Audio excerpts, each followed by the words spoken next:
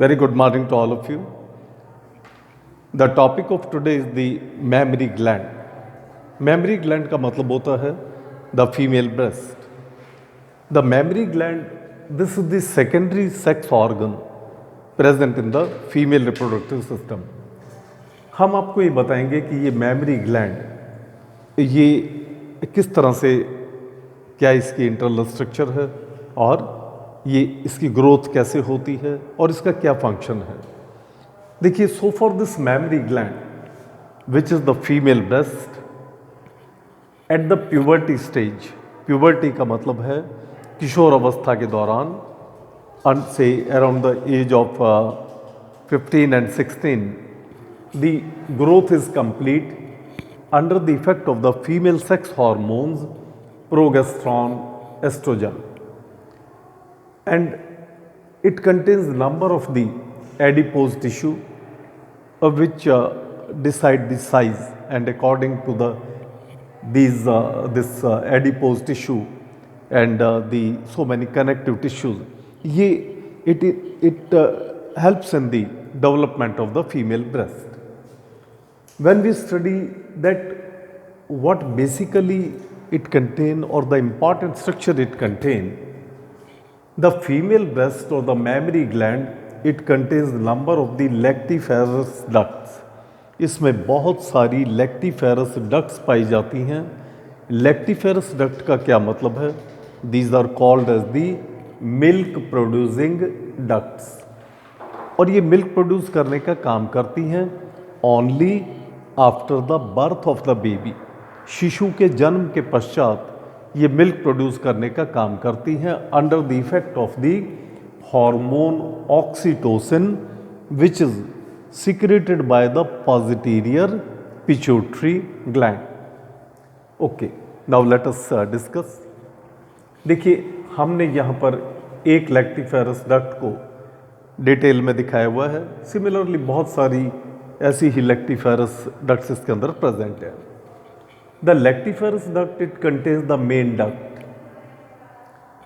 जिसमें से बहुत सारी छोटे छोटे डक्ट्यूल्स निकलती हैं. And at the end of these ductules there are present the alveolus. Alveolus क्या है? This is very important structure. We can say this is the milk producing part in the female breast, that is in the lactiferous duct. The alveolus produces the milk by the ductule, it comes in the main duct, और main duct के ending में there is present the lactiferous sinus. lactiferous sinus का क्या function है? It helps in the milk storage temporarily. ये temporary रूप से milk को store करके रखती है. And the opening of this duct takes place by the pore in the nipple region, और ये निप्पल रीजन के अंदर एक सुराख के द्वारा खुलती है. The area surrounding the nipple region which is slightly dark in colour, that is called as the areola. उसको हम एरियोला कहते हैं. हम ये कह सकते हैं कि ऐसी बहुत सारी लैक्टिफेरस डक्ट्स जो हमारे निप्पल रीजन के अंदर अलग अलग सुराख के द्वारा खुलती हैं, और when the baby suckles the milk, जब बच्चा मदर का मिल्क फीड करता है, by the different pores the milk comes, and in this way the baby takes the milk from the mother, जिसका नाम दिया गया है the lactation. That means the lactation, the feeding of the milk by the mother to the baby, उसका हम कहते हैं the lactation. Now, so for the this lactation which is very important process, the mother's milk. What is the importance of the lactation? lactation की क्या importance है? Importance, lactation, mother's milk, number 1, this is the complete diet for the baby. Number 2, it contains maximum vitamins, calcium, and it contains the proteins etc. इसमें सभी चीज़ें मौजूद हैं जो बच्चे के लिए बेहद ज़रूरी होती हैं. the mother's milk, it provides the active immunity.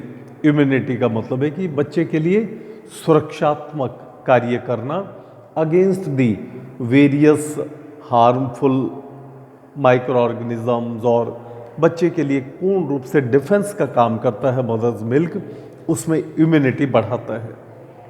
Then the mother's milk keeps the attachment between the mother and the baby, that means this is the love bond between the mother and the baby।